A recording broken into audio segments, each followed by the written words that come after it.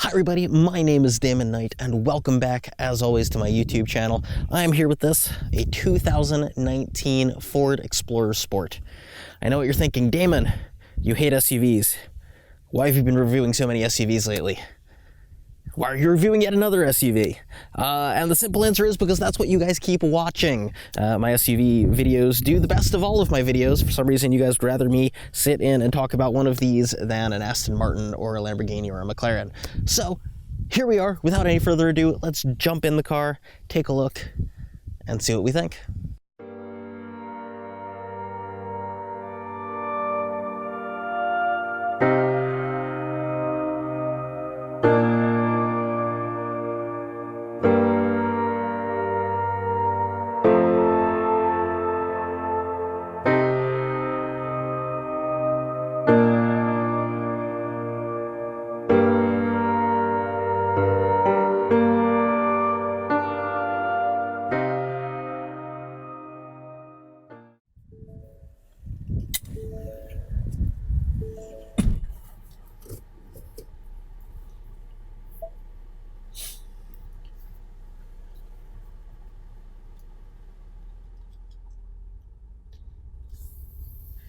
Okay.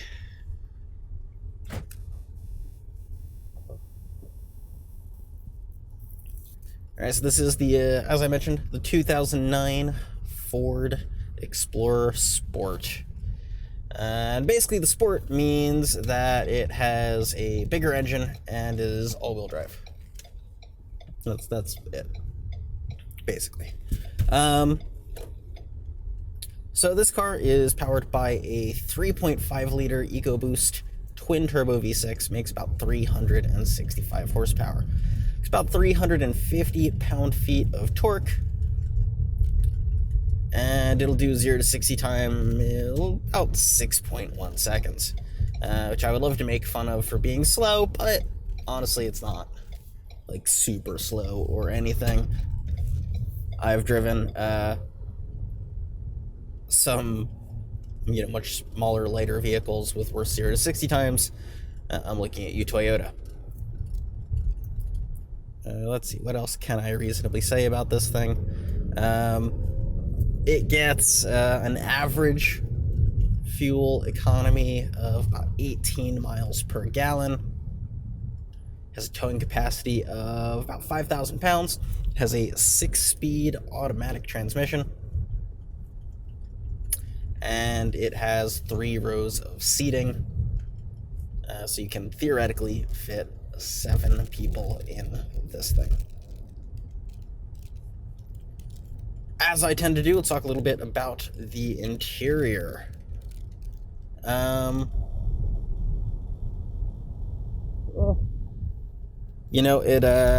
It's certainly not the Audi that I drove a few weeks ago. It's not like completely horrific, but this is this is an older vehicle at this point, the 2019 model. There is a redesign coming, I believe, but this one is like 10 years old. So it's probably not surprising that a lot of the stuff is starting to feel a bit dated in here. But, a lot like with the Dodge Charger that I just filmed with, right? There's this pleather-covered foam everywhere that I think looks really cheap and tacky, and I hate, and that's everywhere. Now there is, once again, there's a lot of real leather in here that looks and feels very nice. There are some nice metallic surfaces that I'm almost 100% sure are actually plastic, but they at least look pretty. There's no really obviously cheap rubbers or things like that. Let's see, your gauge cluster is a mix of analog and digital. In the middle, you have a giant analog gauge for your speed. It also has your gear. On the left and right, you have 2 small digital displays. They are color, at least. One on the left shows you general driving information. You can show your digital speedometer. It's got, your fuel gauge, your tachometer, things like that. And you can adjust it a fair bit to show you general car stuff like tire pressures and what mode the four-wheel drive system is in, your range. You can just have it show a big tack if you want, and general neat stuff like that. The one on the right can show you your entertainment information, your navigation information, or your phone information, depending on how you are set up. You got the standard set of steering wheel controls. You do have separate controls for each screen, which is a little interesting. But your usual, cruise control and volume control and all of that.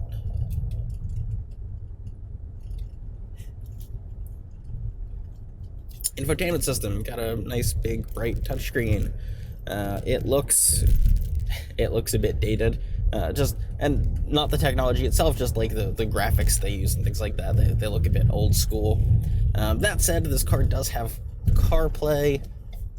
Huzzah! Good job, Ford. I do love when something has CarPlay. Used it briefly. Works like you expect CarPlay to work. This is a touchscreen. It can control your audio, your climate, your phone, your nav, general apps, all that stuff. It's fairly responsive. No real complaints from me on that. You do have all of your general buttons down here. So while, your climate is all controllable via the touchscreen, you can also control it down here through these normal, traditional, old school buttons, which I really like. And in general, actually, I really like this layout. I like the buttons. I like that you have separate controls for your heated seat and your cooled seat. Also, this has heated and cooled seats. Big fan. Multiple zones. And the buttons all look nice. It looks pretty good. Especially impressive given that it is a bit older. I do think it's a little bit funny. It still has this little thing here, which is where a CD player slot, a CD slot, I should say, would once have gone. It's not now. It's just kind of a blank plate. But I think it's a little funny that just that styling holdover remains. You do have some controls up here on the ceiling as well. These are for your dual sunroofs. Control the shades, open them, close them, all that stuff. Transmission straight down here where you would expect. Where else would it be? And you do have a little dial here that can control your all-wheel drive settings. Interesting is when you turn these. There we go. It's not very good at updating screens. So it has snow, gravel, and grass mode. It has sand mode, which is a little bit interesting. It has mud rut mode. And then it just has normal mode. Comfort is pretty good. This doesn't have like sport modes or crazy things like that I can configure it for, but except for the transmission, which we'll talk about more in a little bit. But as it is, it's reasonably comfortable in here. I can feel everything. It's not super smooth. I've driven in more comfortable things, but it's not terrible either. The seats are pretty nice. Leather, again, heated and cooled. They're comfortable. These aren't super sporty bucket seats or anything, but they're fine. Styling wise, it's a big boxy SUV. There's not a lot going on stylistically to talk about. You guys can see. It looks like a Ford Explorer.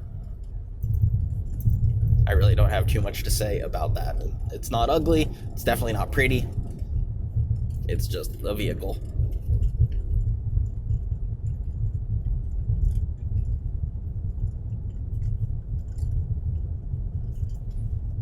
Handling, again, right, this is not designed to be a sporty vehicle, even though this is the sport model.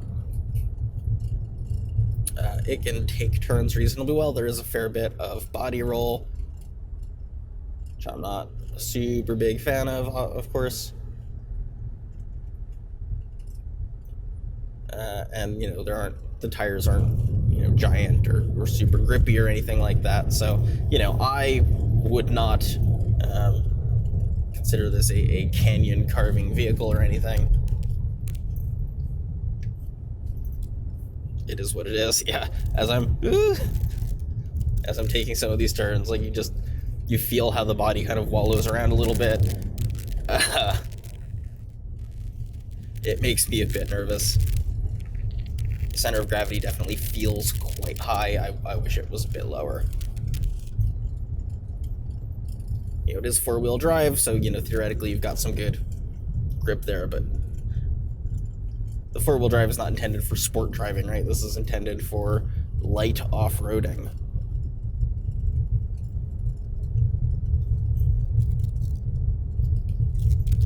Talk a little bit about the practicality of this sucker. So, it does have 3 rows of seating. You can fit 2 in the front, 3 in the second row, pretty comfortably. And then you have that 3rd row seating, which is 2 seats. Now, these 2 seats are tiny, and you could put small children in them. That's about it. I would not put adults in those seats. There's no actual leg space. And much like with the Lexus RX that I drove, that 3rd row of seating means that you are sacrificing a lot of cargo area. With the seats in the upright position, you really can't fit a ton of stuff back there. Like if you're doing some light grocery shopping or, you know, just some minor errand running, you might be okay. But if you need anything bigger, you are out of luck. Now, those back seats do fold down to give you some additional room, or you can actually, like, stow them. So basically, if you fold them down, it just kind of folds the seat backs down forward. Because these seats are on top of the floor, you don't wind up with a completely flat surface, right? But there is a stow mode that causes them to flip backwards into the car, and it does give you a completely flat floor. Now, they're not disappearing into nothingness. You're giving up the same amount of interior storage either way, in both of those folding configurations. But in stow mode, again, you do get at least a reasonably large flat floor if you need that. If you just need to get stuff in general, then, you know, the fold flat probably works fine. And with those seats stowed or folded, you do have a pretty decent cargo area back there. There are cup holders for everyone. There's cup holders for the front, there's cup holders in the back, there's actually, in the middle, there's a lot of cup holders in that 2nd row of seating.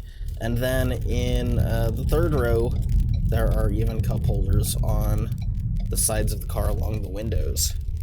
So no one should be feeling left out in the beverage department.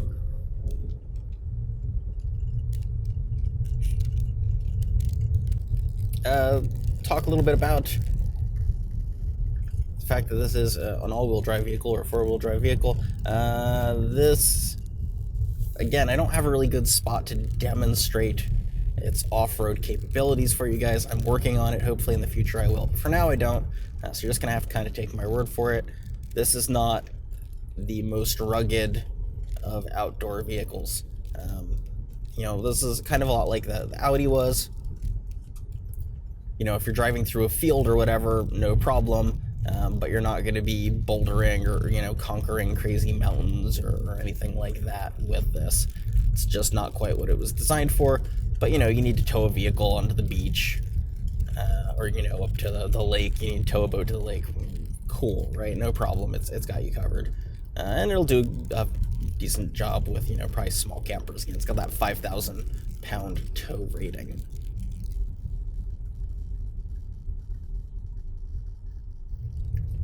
Talking a little bit about the performance. So again, this is a twin-turbo V6 EcoBoost engine, right? It's a pretty solid engine. Ford uses it in everything. I believe it's the same engine, more or less, as goes in the Ford GT, right? That's amazing. That's incredible. You can definitely feel when that boost hits. You know, the performance is not mind-blowing. The turbos have to spin up, get a little bit of lag. When they do kick in, you definitely start moving, but I think that lag is probably where a lot of that, you know, not exactly record-breaking 0 to 60 speed comes from. The engine, if you really get on it, makes a reasonably good noise. I kind of enjoy it.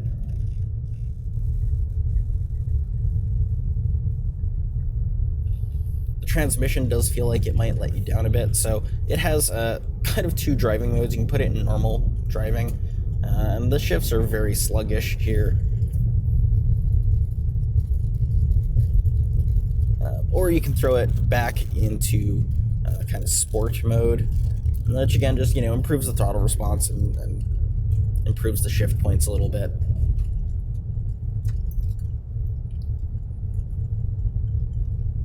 You do have some flappy paddles. You can manually shift this thing. They're itty bitty little things, itty bitty, stick out up here, down here. I don't really know what the point of even having them particularly was. I like cars to have shift paddles, even automatics, even SUVs like this, but if you're gonna make it this tiny and this unusable, just, don't bother. Save everybody's time and money. But otherwise, the transmission's just not super impressive, right? It's, again, this isn't a sports vehicle. This is a people hauler, a stuff hauler. And one of the things I've seen a lot of people talk about with this is they describe it not so much as an SUV, but really as, a boxy minivan, right? It's a minivan pretending to be it's a minivan pretending to be an SUV. And I can definitely see where they get that from.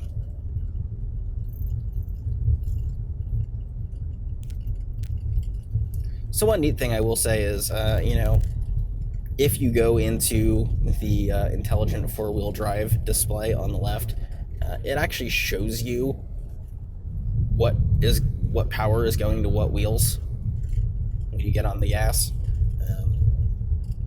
which is, unless you're in the middle of off-roading and you really, really care, for the most part it's probably just a gimmick. Does demonstrate that this vehicle is front-wheel drive the vast majority of the time. And even when it's not, it's heavily biased towards the front. That's not especially surprising. So I honestly don't know how much I have to talk about for this vehicle. A lot of police, good lord.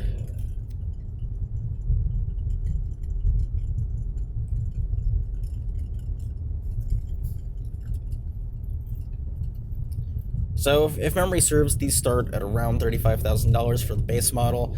When you get up to the Sport, I believe you're in the 45 range. I think these top out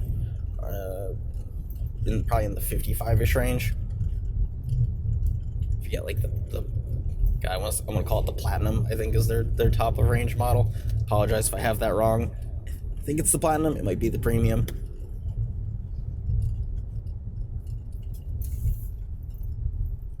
And at that price tag, it seems like it's fine. When you start getting up to the higher end of the price, I would definitely be looking a little harder at the Audi offerings, just because I think those are a lot nicer. And I don't feel like that third row seating is just actually that useful. Every time I see one of these SUVs with that third row, you can't put actual people in it. I mean, I get it, right? If you're just shuffling lots of kids around to soccer practice or baseball or after school stuff in general, or you're the carpool person for the week and you have to get kids to school. I mean, I guess, right? You could put them back there, but it's just not, it's not good. So, this transmission has a very interesting, I'm going to go ahead and say quirk to it, which is if you shift manually, getting it to go back into automatic mode seems to be a bit of a challenge. Right, so I just shifted, I'm in sport, and it's not, I haven't shifted again, I haven't particularly used the gas. It's just gonna hang out in that gear that I put it in basically until the end of time. As far as I can tell, the only way to get it to stop doing that is to go from sport back into drive, and then it's fine. I can go back into sport if I want, and it'll still be in that manual mode. Or not in that manual mode, it'll still be an automatic, I mean. But if you shift it, like if you're not paying attention, you accidentally hit a flappy paddle, it's never going to go back. I've never been in a vehicle that's an automatic where when you use the flappy paddles or when you do anything to manually shift it, it just stays in that manual shift forever, and you have to like bring it out of it. Even the McLaren, I have to explicitly put it in manual mode. If I'm in automatic and I just hit the flappy paddles, it calls it AM, and it'll go back to regular automatic after a little while.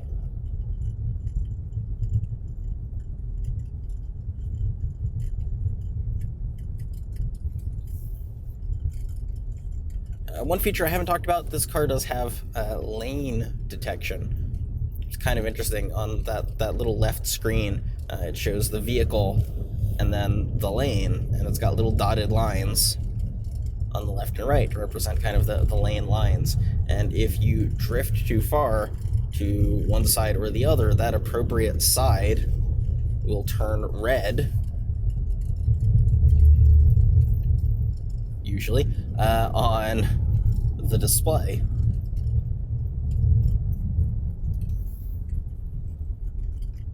I don't know if you can set it up. Usually with these, right, if they have that sort of detection, you can set it up to like buzz at you or something to let you know when you have left your lane.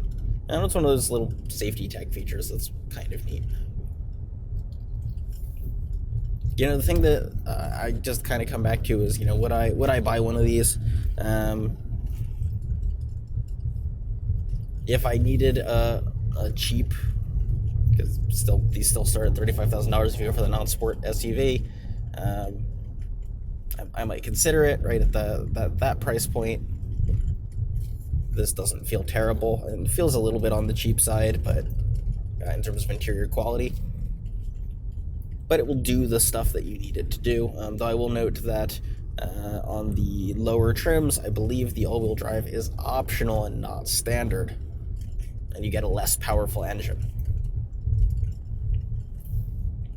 You know, if you want the 3.5 V6, if you want the 365 horsepower, you need to get the sport or that higher level package. The other one I think is a 290 horsepower engine, which isn't nothing, but depending on your use case, may not cut it. You know, for the sport at that, you know, mid-40s price point, I start having a harder time justifying it. You're getting close enough to what I think are better SUVs. You might have to give up that third row seating, but I mean, I don't think you're really giving it up. I think you're better off without it.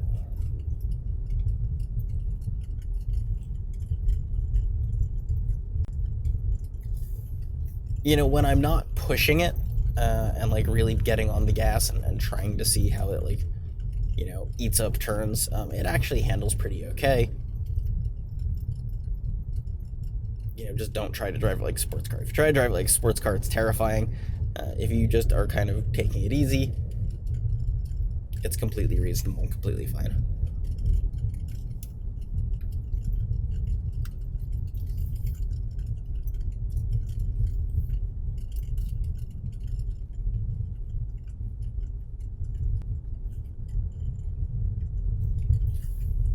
The Explorer is definitely starting to feel its age, but it doesn't feel super old or anything. I don't have much more to say. We're going to go do our performance test and then some drone shots, and we'll end. I need to be a little bit cautious because there's a policeman up in front of me. He probably wouldn't appreciate my acceleration test. So we're just going to chill. One thing I will note, there's a surprising amount of play in the steering wheel where I can move it a fair bit and nothing is happening. That's a bit disconcerting. Especially on a vehicle with, you know, 5,500 miles on the clock. I would generally say it feels, you know, less than obvious that your what impact your steering input at any given moment is going to have. All right, acceleration test. Full stop. 3, 2, 1.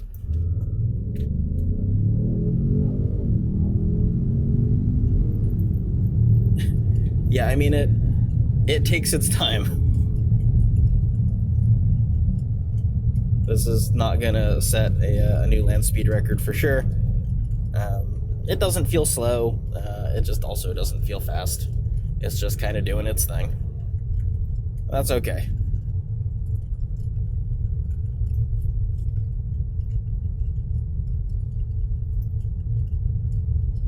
Alright, it's probably time for my final thoughts and to close this video out.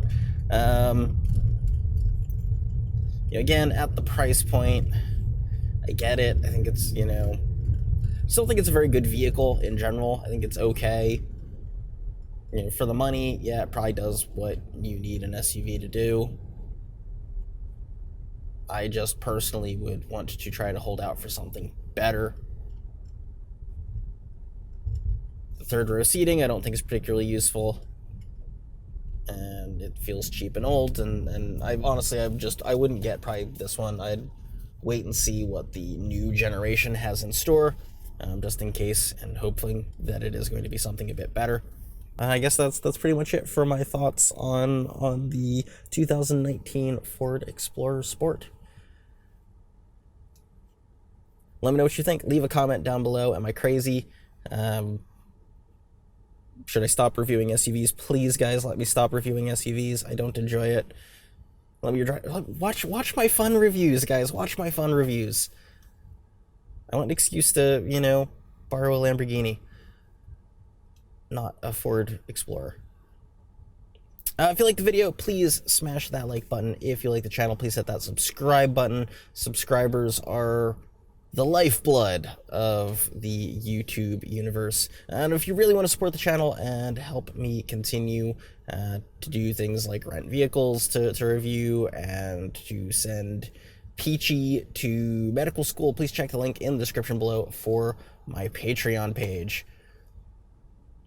And that's pretty much it. Thank you guys so much for watching. I will see you all again next video.